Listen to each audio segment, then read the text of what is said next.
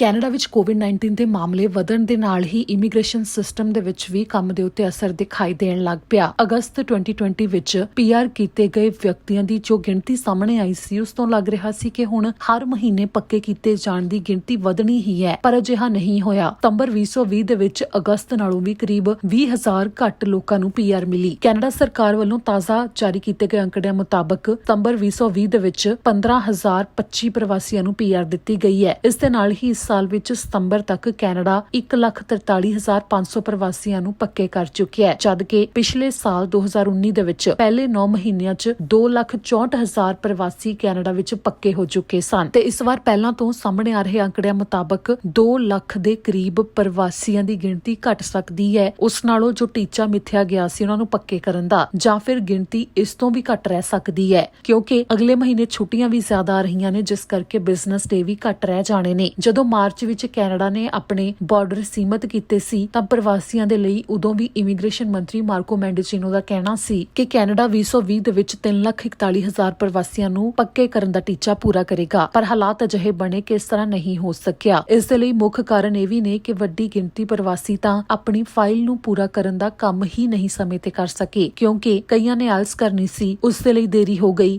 ਕਿਉਂਕਿ ਟੈਸਟ ਬੰਦ ਹੋ ਗਏ ਸੀ, ਜਾਂ ਫਿਰ ਇਮੀਗ੍ਰੇਸ਼ਨ ਦਫ਼ਤਰਾਂ ਦੇ ਵਿੱਚ ਕਾਮਿਆਂ ਦੀ ਗਿਣਤੀ ਘਟੀ ਕੋਵਿਡ-19 ਦੇ ਕਰਕੇ, ਤੇ ਇਸ ਦੇ ਨਾਲ ਹੀ ਬਾਇਓਮੈਟ੍ਰਿਕ ਵੀ ਸਮੇਂ ਤੇ ਨਹੀਂ ਲੋਕ ਦੇ ਸਕੇ। ਵੀਜ਼ਾ ਐਪਲੀਕੇਸ਼ਨ ਸੈਂਟਰ ਬੰਦ ਹੋਣ ਕਰਕੇ ਕਾਫੀ ਲੋਕ ਪ੍ਰਕਿਰਿਆ ਸਿਰੇ ਨਹੀਂ ਚੜਾ ਸਕੇ ਤੇ ਹਜੇ ਵੀ ਭਾਰਤ ਵਿੱਚ ਵੀਜ਼ਾ ਐਪਲੀਕੇਸ਼ਨ ਸੈਂਟਰ ਸੀਮਤ ਸਰਵਿਸ ਦੇ ਰਹੇ ਨੇ, ਜਿਸ ਕਰਕੇ ਕਈਆਂ ਦੀ ਪ੍ਰਕਿਰਿਆ ਅਧੂਰੀ ਪਈ ਹੈ ਤੇ ਵੱਡੀ ਗਿਣਤੀ ਲੋਕਾਂ ਦੇ ਵੱਲੋਂ ਬਾਇਓਮੈਟ੍ਰਿਕ ਸਰਵਿਸ ਦੇ ਵਾਸਤੇ ਕਈ ਤਰ੍ਹਾਂ ਦੇ ਸਵਾਲ ਪੁੱਛੇ ਜਾ ਰਹੇ ਨੇ ਤੇ ਕਈਆਂ ਦੇ ਪੀਆਰ ਡਾਕੂਮੈਂਟ ਵੀ ਐਕਸਪਾਇਰ ਹੋ ਗਏ ਸਨ। ਇੱਥੇ ਜ਼ਿਕਰਯੋਗ ਹੈ ਕਿ ਜਿਵੇਂ ਕਿ ਸਤੰਬਰ 2020 ਦੇ ਵਿੱਚ 15,000 ਦੇ ਕਰੀਬ ਹੀ ਵਿਅਕਤੀ ਪੱਕੇ ਕੀਤੇ ਗਏ ਨੇ, ਤਾਂ ਅੱਗੇ ਇਮੀਗ੍ਰੇਸ਼ਨ ਅਧਿਕਾਰੀਆਂ ਵੱਲੋਂ ਜੋ ਕੰਮ ਕੀਤਾ ਜਾ ਰਿਹਾ ਹੈ ਉਸ ਦੇ ਵਿੱਚ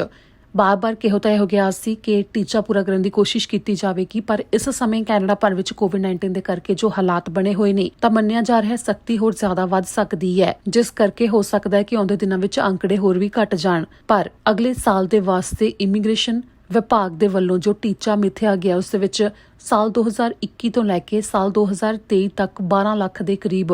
ਪ੍ਰਵਾਸੀ ਪੱਕੇ ਕੀਤੇ ਜਾਣੇ ਨੇ।